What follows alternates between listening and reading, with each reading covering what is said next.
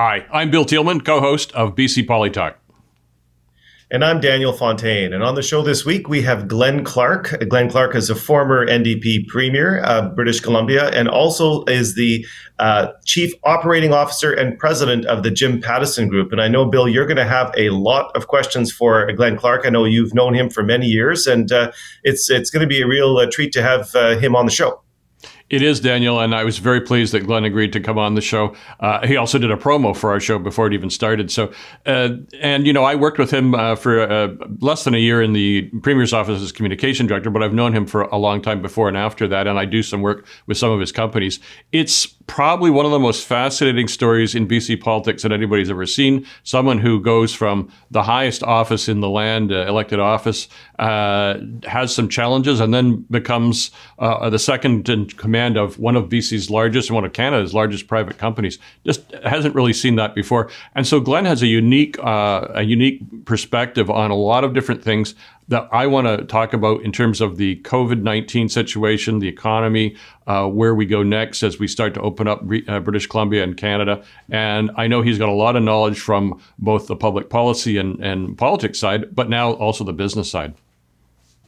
No, I know it came not only as a surprise to me when Glen Clark started working with Jimmy Pattison, but probably a few million British Columbians who saw Glen Clark in a very different light suddenly when working in free enterprise world, having been kind of a former NDP premier and somebody who was more associated with blue collar workers as opposed to working in the executive suite. So that was really interesting. And he really has done an amazing job, you know, of transforming himself. And that's why I'm so pleased to have him on the program today to get his perspective, because what I love about getting former premiers on, in particular someone like Glen, is who can be quite frank, I think, is they have a really great perspective because they've been in the premier's office, they've led a government, they know what it's like to deal with challenges. And you and I both know that COVID is like nothing we've ever seen before. So it'll be interesting to get his perspective on, and maybe his advice as to what our current politicians should and could be doing when it comes to responding to COVID-19.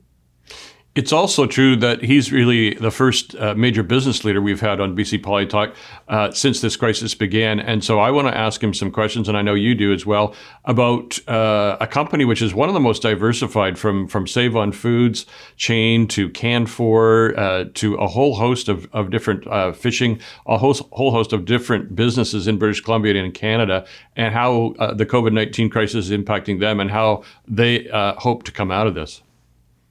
Yeah, I'm also going to ask him as well around his company. I had a chance to kind of peruse the Pattison website, and it says very clearly there that they're open to acquisitions and taking over companies. And, you know, I'm going to ask Glen about the challenge, because he used to be the guy who was kind of supporting the small business owner and the blue collar worker, as I said, and now he's the head of a very major corporation. And we're looking at companies that are going to be in distress here in British Columbia, probably for the next maybe 12 to 24 months at a minimum.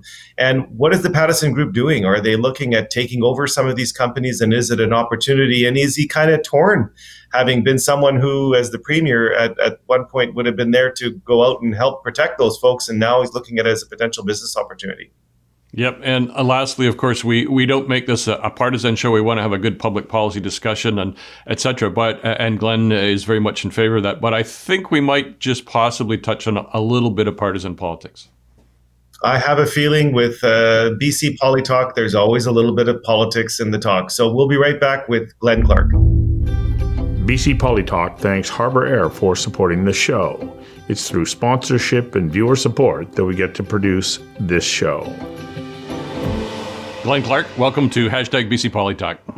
Great, thanks. Thanks for inviting me. Well, this is an unprecedented time, and it's particularly important for us to have you as a former premier and also a leading executive, Pattison Group president, one of the most important businesses in not just British Columbia, but across the country. COVID-19 coronavirus, how has it affected your business, and what do you see across the province more generally as the impact of this pandemic, and how do we get out of it? Well, it's stunning. I mean, it's just, it's really unbelievable. Obviously, the health considerations of trumping economic considerations, which makes perfect sense. But from an economic point of view, it is unbelievable. Never seen anything like it, certainly in my life. I hope never to again. I mean, every company is just hemorrhaging cash, trying to survive, trying to hang on. There's been lots of government programs. Of course, they change every day. Lots of good programs to be candid in Canada. I think better in Canada than the United States. But and we're taking advantage of pretty well all of them, at least most of our companies. So that's a good thing. But I worry for the economy. I worry for small business and even some big businesses. I mean, we're in much better shape because we're diversified. We have some companies doing quite well, like our grocery stores or our canned tuna business, Ocean's Tunas, Gold Seal Salmon. Those businesses are doing quite well. And so we're quite lucky to have that kind of diversification. But we're very unusual to be that diversified. In fact, people often comment on how unusual our company is, having such a wide variety of businesses. And boy, do we ever appreciate having that now. Yeah, and I know that one of the things, because I should say for full disclosure, you and I still do some work together, some of your companies, but Save on Foods, for example, one of the leading already online delivery grocery ordering situations, as I recall. Yeah, well, we were the first in really in British Columbia, and we have a pretty big market share in British Columbia. Not as big in the rest of the West, but in British Columbia we have quite a substantial share. And we've started fairly early with home delivery. We have our own trucks and our own drivers, and so that has been a benefit. But as anybody who's ordered from us will know, lots of shortages, lots of short supply, and so it's not been perfect. And as you sort of triple the volume in a few days, it's also been challenging to get the orders out to people. So we've done a number of things, I think, which I'm quite proud of. For example, we reserve slots now for first responders, including firefighters and others who are having trouble ordering groceries. We've kind of prioritized the seniors and other people who need help, and we've been slowly improving all the time as we move forward on it. But it's kind of a new business in Canada. Home delivery has been about 3% of the grocery business, and we're a little higher than that, but not much. And it's growing very fast. In other parts of the world, in Asia and Europe, it's a little higher than that, more like 7 or 8%. And so it's be interesting to see. One of the things about this epidemic or pandemic is that it's pretty clear that it's accelerating trends that already existed, and it's sort of like acceleration on steroids. People were moving to online shopping in a variety of ways, including groceries. They were moving to distance working and the use of this superior technology we have. But boy, it's just accelerated in a way which is hard to comprehend, and it will be interesting to see how much of that sticks when this dies down. So, Glen, you mentioned that the Pattison Group is using some of the programs that are being implemented both at the provincial and the federal level. And there has been some criticism, not a lot, but there has been some criticism from the business community around the nature of those programs and the fact that there has been perhaps maybe too much focus on the individual and not enough on kind of corporate Canada and small business Canada. What are you hearing from within the business community about the types of programs that have been implemented so far? And is there any gaps or anything that you think government should be doing to address some of those concerns? Well, first of all, I really have very little criticism of the government. And I say this is unusual for me, especially with a Liberal government federally. But I say that because having been in government, it's so hard to come up with the policy design, program design for a big program. And here's the federal government coming up with these massive, unprecedented programs in literally days. And so have they made lots of mistakes? The answer is yes. But are they right to do that? The answer is also yes. Get the money out, you think about it, you put the entire economy in a sort of self-induced coma, and you try to keep it alive so it can pick up again quicker.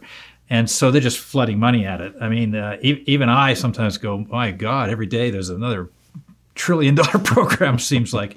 So they've made mistakes, but I think by and large they've got it right, better than the United States in terms of supporting people.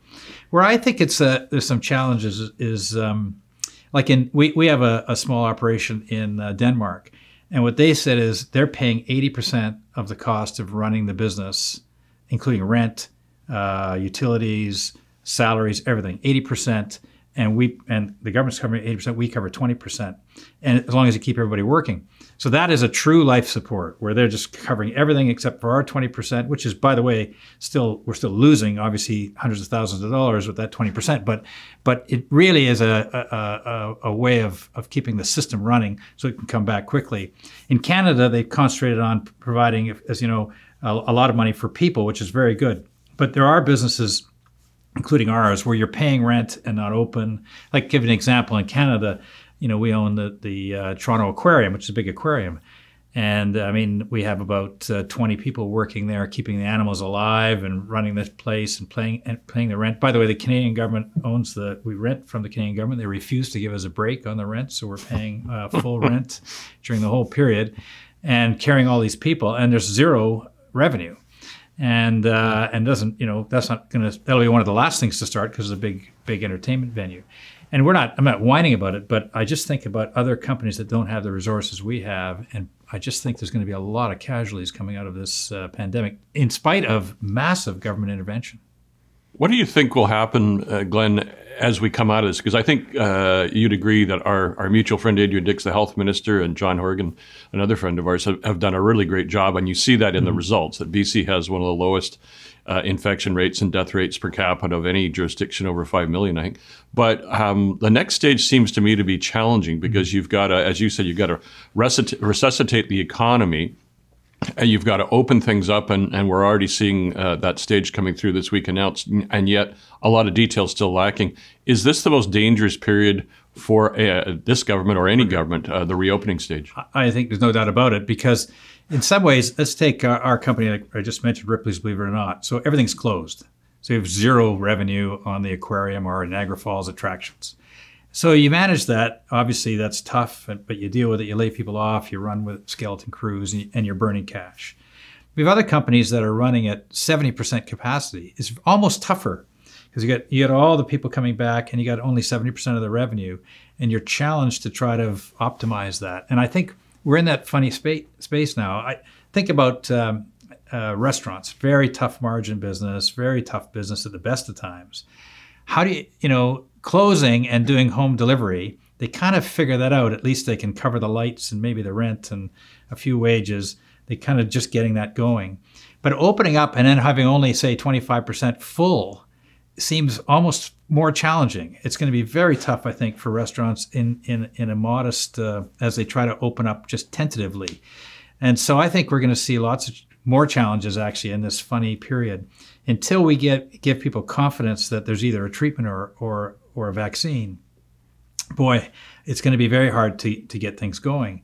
And I've been sort of privately arguing with everybody that there needs to be a massive government stimulus similar to the money they spent to close the economy down. They're going to need that to get going.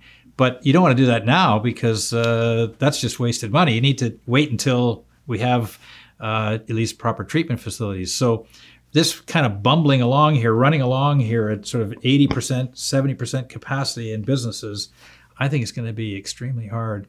And just to follow up on that a little more, I mean, we have some companies in Canada, the United States, that make packaging, and they're essential services. They do food packaging, et cetera. So they're running. But the 6-foot distancing rule, the PPE we pay for, the challenges and people and absenteeism, people worried, and all of those issues have made the costs of running that business much, much higher. And of course, the market is smaller because there's less restaurants for takeout business. So you get both things happening, and those businesses are losing money. They're not losing as much as if you close, but they're still losing money. And we're in that kind of funny phase for the whole business community, with very few exceptions, like food and grocery stores and a few others, that I think it's going to be a very difficult time for this next little while. So, Glenn, in your day in the politics and the provincial legislature, you didn't take any prisoners. You were a tough politician. You held a lot of folks to account, and you gave back as much as you took.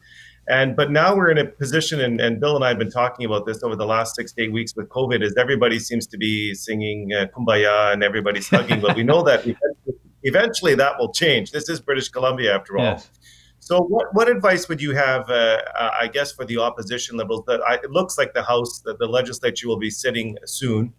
What type of advice do you give for an opposition that has to go back and hold a government to account in a period where perhaps being critical is not in vogue right now, but knowing that within the next 18 months, we're going to be back into an election. So any advice you'd have for them and perhaps for the government as they head back into the legislature as well? I think in opposition that it doesn't make any sense to attack the government on the healthcare file. First of all, Adrian Dix is superb, as you know, and they don't really attack him anyway because he's difficult to deal with because he knows more than they do, and he's worked hard, I think, at bringing a less partisan perspective. So I would just leave that. I think it's all about the economy, and I would say, okay, what is the government doing to help A, businesses survive, and B, what are they doing to try to get things back on track? Because British Columbia is doing very well before, and not necessarily because of the government, any government, but because of a whole bunch of factors. And so now I think we got lots of struggling. The forest industry is struggling, for example, big layoffs and challenges. We're not competitive in forestry right now compared to our places around the world, including Alberta. And so that's an area I would focus on. What is the government doing to try to improve competitiveness of some of our core businesses? What's the government doing to try to stimulate the economy in ways that's not wasteful? I think all governments will be vulnerable if we still have really high levels of unemployment and massive subsidy programs and massive government deficits. I think they'll be vulnerable pretty quickly if they don't really take that seriously. Leading out of that as well, we've never seen, just to follow up on Daniel's question, we've never seen the level of cooperation. You mentioned Adrian Dix, he's working with Norm Letnick, the Liberal Party opposition critic for health, and Sonia Furstenau, the Green Party. Do you think that will change the nature of the legislature on an ongoing basis? Because I think, I agree with you, I think that the Liberals would be ill-advised to go after health questions, but it strikes me that the mood of the public to me is kind of like, can't we all just get along? Can't we all just work together indefinitely on these things? And it kind of makes me wonder if the opposition is going to get in trouble for doing their job, perhaps. I think not. I think there's no chance of that surviving. By the way, forever, if you do a poll, the public always says, oh, we want everybody to get along. We don't like this partisan stuff. I mean, it doesn't matter. They always do that. And it's sort of human nature. You obviously want people to get along. But that's not how it works in our parliamentary democracy. Thank goodness. It's a contest of ideas. It's a debate. It's holding government to account. It's government holding opposition in some ways to account for their promises or their positions. And that's what makes, I think, British parliamentary democracy, really, I think, the best in the world, really, in the way it functions. And so it'll quickly get back to that, in my view. I just think strategically, because the government has done an exceptional job, and the opposition has worked with them on this, the opposition can take some credit actually for the success of the government on healthcare file and move on to safer ground. There used to be an old, the old saying I used to like quoting about the water buffalo and the alligator. Do you remember that one, Bill? You're gonna have to tell us anyway. Well, if the water buffalo and the alligator get in a fight on land, then the water buffalo, the alligator wins. If they get a fight in the water, then the water buffalo wins. So the trick in politics is drag your opponent onto ground where you win, and both sides have the same objective. And so I think if the opposition was dumb enough to critique the government on healthcare with Adrian Dix and the job he's done, just generally, by the way, before even the COVID virus, then they'll get creamed. The election will be held on healthcare and they'll lose. The opposition has to try to move the government onto an area that they have a higher degree of public support for, and that probably is the economy. It might be more narrow than that. It might be some specific things.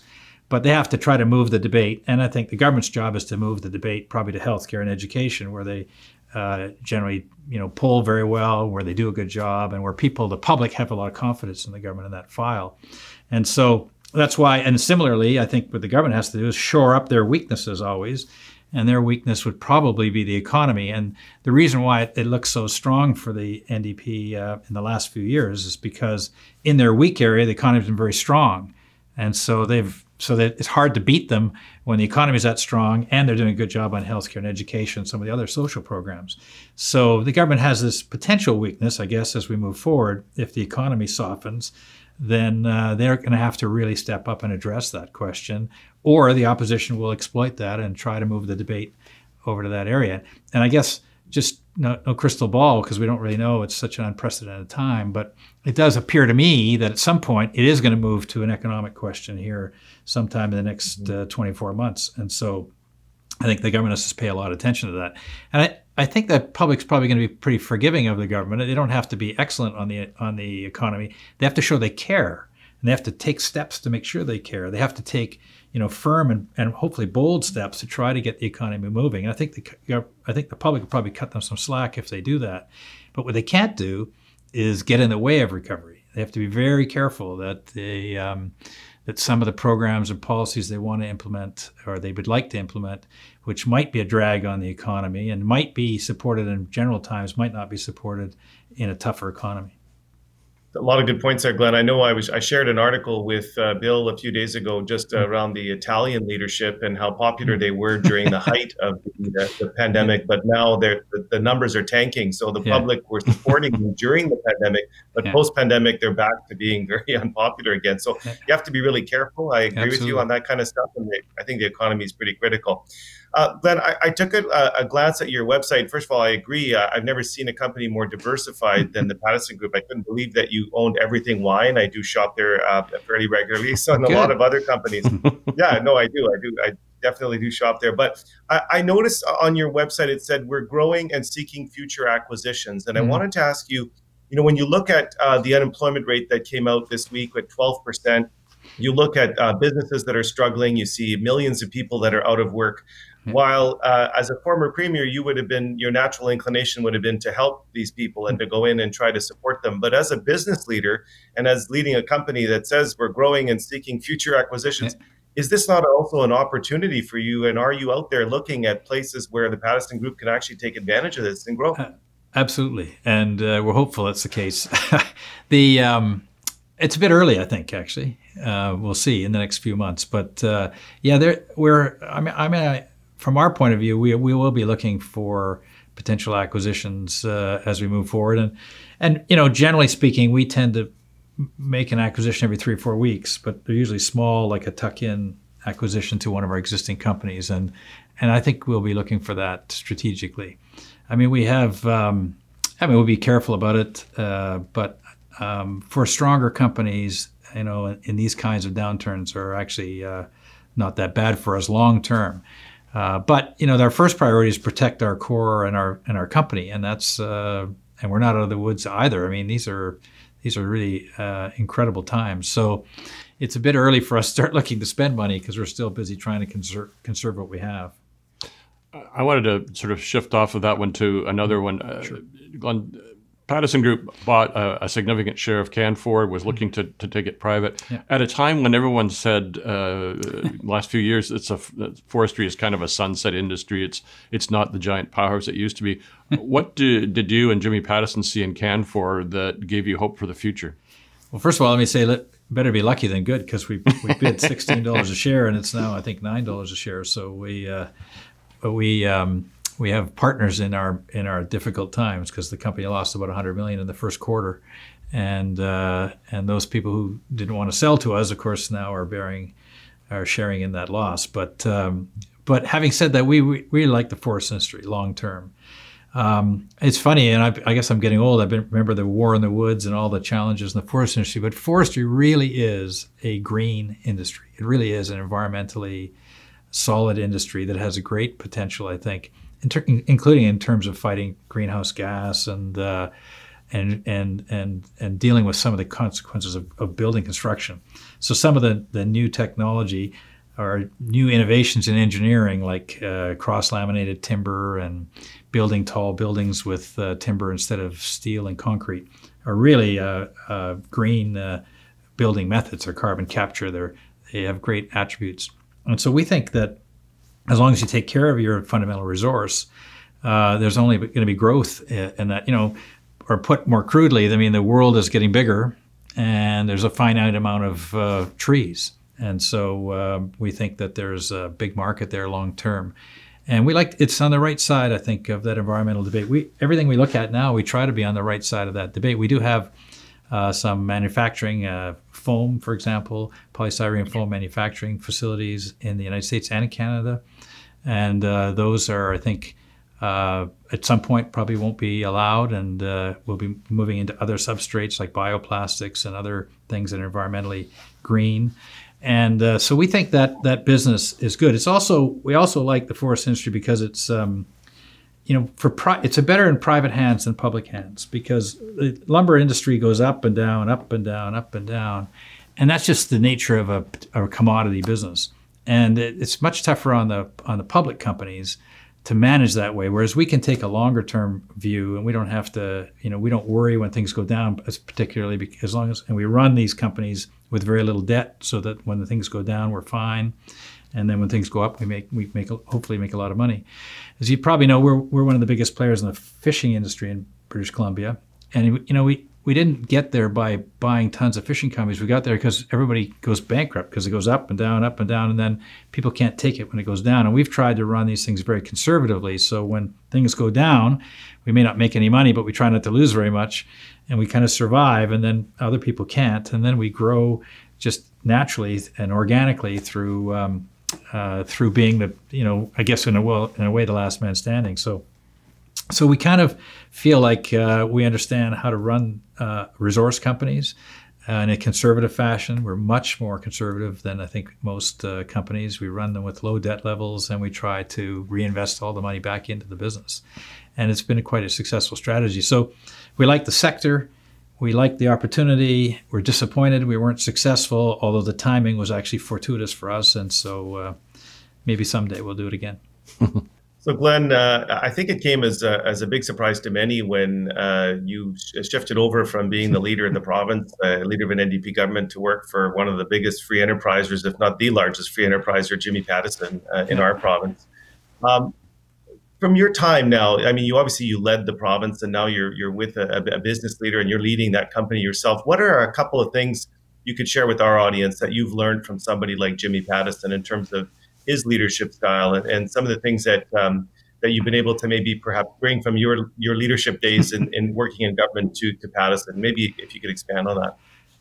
That's a good question. I mean, leadership is kind of leadership, I think. There's a lot of overlap in anything you do in any life. It's all about people. It's about being able to describe where you're trying to take either the province or a company. It's trust. There's a bunch of factors, I think, in any leadership. So they're the same. I think for me personally, learning in the private sector, I think one of the problems that politicians make, and I made for sure, is that you spend a lot of time analyzing a problem. You get a lot of information, and then you make a decision. And you make the decision, you think, oh, thank God we made that decision. Then you go on to the next one.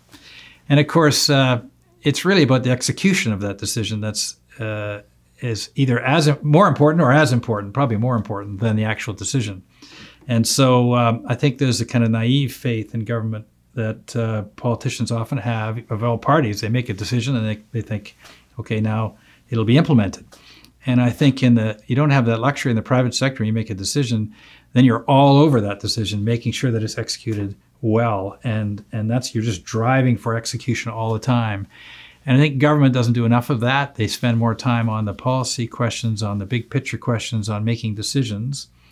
And then they leave the execution to basically a bureaucracy that may or may not be best equipped to implement that decision. So I think, I don't know. I mean, your strength's always your weakness. So who knows, we get into trouble. But, I know when we built commuter rail, when I built the West Coast Express, or I was responsible for that, made the decision, everybody opposed it. Fortunately for me, the Gordon Campbell government was against it, and all the mayors were against it. And I was lucky enough to appoint someone that actually, Alicia Stewart is still around, and we appointed basically a project management team. And think about it today, we built the West Coast Express from announcement to open in 18 months. And every station, all of that, it ended up being very popular, and not probably not coincidentally, we won every single constituency where there was a station in the next election, and the Liberals, of course, opposed it. And similarly, on the millennial line, we also use Alicia Stewart and the Stewart Group on that, and that was about a 2 or 3 year project for that whole line down Lougheed Highway. So my lesson, which I always tell governments of all stripes, and they don't usually listen to me, is if you really want to get something done, you got to put together a implementation team, and you got to drive that implementation. And obviously, you need to do it carefully with government. There's lots of competing demands and public consultation, but you really need to concentrate more on implementation. And I certainly didn't do that. When I was in government, we didn't really realize it. And similarly, if you're not careful with implementation, you'll screw things up. I mean, a good example potentially is environmental regulation, where you really have a good idea, really important. It has broad public support, but the implementation of it causes unintended consequences potentially. And there's lots of examples of that in private sector too. But I think working for the Pattison Group, we really try to focus hard on driving the accountability and the implementation of decisions, and really trying to learn from mistakes. We constantly are reviewing how it went if we do, and we do the same thing at Canfor. Does a good job of that. Canfor's a public company, but they do a request. They do a capital request. It goes to the capital committee of the board. I'm the chair of that committee at the moment, and it gets approved for expenditure. And then we follow up after, say, okay, well, here's what you said was going to happen. What happened? And did you come over budget, under budget? And then what about your return on your investment? You said you were going to make this. What would you make? And then anything we need to learn from that, so the next time we do it better. And I think everybody does that in some fashion, but I think that's a really important lesson for me personally, as if I were looking backwards at my career in politics. I think I've learned a lot in working in the private sector. Glen, we're thankful for your time, and I couldn't leave without one other question. John Horgan was a young staff guy when you were the premier. Adrian Dix was your chief of staff, also quite young at that point too. Time when I was there for a little bit. Do you find it a bit strange to see Premier John Horgan, Health Minister Adrian Dix in the news every day, and think about back to the period where they worked for you? Not really. No, actually, I'm very proud of them. Actually, I'm not really surprised by either success. They were good people then. They're good people now. They've learned. They've grown a lot. Obviously, I think both of them have. I mean, I was surprised when they both went into politics in some ways. Certainly, Adrian, when he first decided to go into politics, I didn't think he would, because he's he's quite shy actually, and fairly introverted. And so that was a surprise. But he's obviously got over that. He's done a fantastic job, and John similarly. No, it is fun to see, and I guess as I get older, it gives me some great pleasure, actually. That's great. Well, thanks very much for joining us, Glen. Really appreciate the conversation, and we'll look forward to seeing the show. Thanks for inviting me. Nobody invites me anymore. So. Well, you're always welcome back here. Thanks. Yeah, thanks for coming on, Glen. Really enjoyed it. Thanks. We'll be right back. BC Poli Talk thanks Harbour Air for supporting the show. It's through sponsorship and viewer support that we get to produce this show. So, Bill, it was a real pleasure to have someone like Glen Clark on the program today. I moved here in the late 80s, early 90s, so Glen Clark was a big fixture on my television screen for many years, bigger than life. Very affable person, very smart, competent. Obviously, Jimmy Pattison has a lot of confidence in him, and you can see why. I really enjoyed that discussion and getting his perspective on things. And as I said earlier in the preview, getting a former premier on is sometimes really enlightening, because it gives you, and especially when he was talking about the decision-making process and kind of what goes through government decision-making versus in the private sector. Yeah, I thought that was a great question from you towards the end of the show there. I think also, just there's so few people who can say, A, I ran a province, and B, here's some advice that I can give you on a unique situation like the COVID-19 crisis is right now. So I was very interested to hear what he had to say. I think he rightly identified that coming out of this, that the health side of it, which Adrian Dix, the health minister, has been dealing with very ably and working with the opposition, is one thing. Coming out of it and going into also an election year next year, trying to fix an economy that was the best in the country, while you still have some pretty significant restrictions on, is going to be a real challenge for Premier John Horgan and his cabinet. Yeah, he did touch on that. I thought that was a really good bit of advice for the opposition Liberals who are going in, who I don't think would be naturally inclined to go and attack. As Glenn said, they haven't been doing that in the last 3 years. They've kind of kept the gloves off when it comes to taking on Adrian Dix and the health portfolio. But I think we're going to hear a lot more on the economy side. I think that you're going to hear a lot more kind of criticism on that. I loved his water buffalo and crocodile story. I've never heard that before, but that image is going to stick in my mind. And I can only think that as we head into the next 18 months, that struggle between going between the water and the land is going to be kind of paramount for the Liberals. But I'm just go back to kind of what a number of folks have told me, kind of that the political people who solve the problem in the crisis aren't necessarily the ones you want to solve the next one. So that things can change, and I think the NDP have a really good handle on the kind of the health piece and that kind of stuff. But I think where Glenn said where there's a potential weakness is on the economy. So we'll see where that goes. Yeah, exactly. And, the oldest analogy is Winston Churchill during the Second World War, the famous wartime prime minister, the hero for the British people. And then 1945, the war is over and they defeat him as prime minister and elect Clement Attlee of the Labour Party, a left-wing party, to rebuild the economy. So politics is a cruel game at times, and that was one of the more crueler examples of it. So that's something that John Horgan, who is a student of political history, I'm sure is aware of, and will not want to follow in those footsteps. And I know, Bill, I was thinking before the taping of the show that you were just in Victoria not long ago doing our budget special. And I remember you being there and listening to the Minister of Finance. And I know there were a number of questions, actually. It's hard to think back to February. It seems like about 5 years ago now. Yeah. But I remember you asking and talking and listening to the minister talk about whether or not the budget had built in enough buffer for COVID. And there was confidence then back in February. And boy, have things changed. The Minister of Finance spoke this week and talked about the challenges that are going to face the provincial government with the budget. So we're going to have a massive budget deficits. We're going to have an economy that's going to be looking at 12 to 14% unemployment. Boy, have we ever changed the whole BC political scene in a matter of weeks. Yeah, and Daniel, I think one of the ironies that we'll explore further in the last few shows we have and into the next season is it has been an almost biblical direction that you must balance the budget or you lose an election. And I think in this election, we've just seen Andrew Wilkinson, the opposition leader for the BC Liberals, say, and his party say, well, you should cut all these taxes and give people even more tax breaks, which would mean more deficit, larger debt. And so this election in the coming year may be fought over who will spend the most and drive the debt and deficit into the largest level possible, as opposed to balancing the budget, like only in BC. And Bill, speaking of Andrew Wilkinson, very pleased to, we don't normally announce our guests ahead of time, but I can say that Andrew Wilkinson will be the leader of the opposition. The BC Liberal Party will be our guest next week.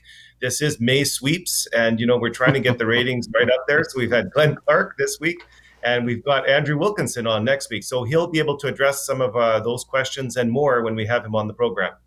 I'm looking forward to that, and we'll see everyone next week. Make sure you share, make sure you listen, make sure you tell your friends. Stay safe, and we'll see you next week. And remember, you can find everything at our website, bcpolitalk.ca. You can also chase us down on Spotify and iTunes for podcasts. You can find us on Vimeo. You can also follow us on Twitter and Facebook and find links there. You can go to YouTube and see the show.